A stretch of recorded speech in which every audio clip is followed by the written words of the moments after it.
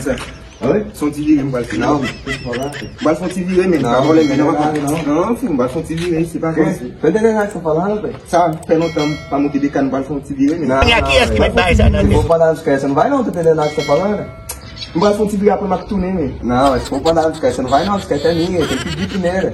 On va le faire virer après ma tournée, pas voler le bas, pas voler. Como é que eu vou dar discreto se eu não tô entendendo nada que você tá falando? Você que você quer discreto? Moi, pas voler le bas, pas finir après. Não, tem que pedir primeiro, esquece aqui, pede por dinheiro ali, não tô entendendo nada que você tá falando?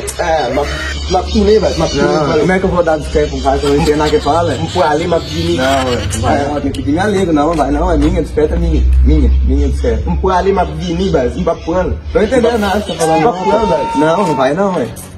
Tô entendendo nada que você tá falando, é minha, tem que pedir primeiro. É o que, bas? Beleza?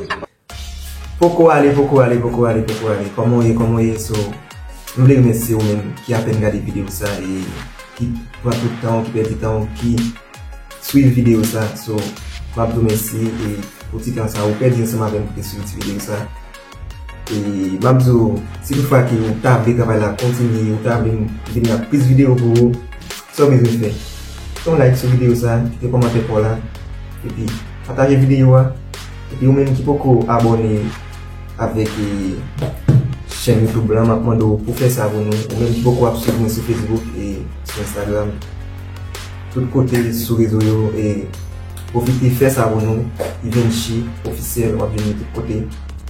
Profitez et abonnez avec nous comme ça, parce que tu vas avoir plus d'encouragement. Tant que aider à partager la vidéo mieux et comme ça plus pour découvrir le travail qu'il m'a fait. Moi c'est comme ça, je vais bien plus d'encouragement pour le travail pour nous et pour me faire quelque chose. Ok, merci. So, on compte sur vous même pour partager la vidéo ça. Qu'on y a, tu vas faire plus de ça parce que je garantis pas payer rien tout ça. Et c'est la meilleure façon à aider. Façon à comprendre, donc on va faire ça.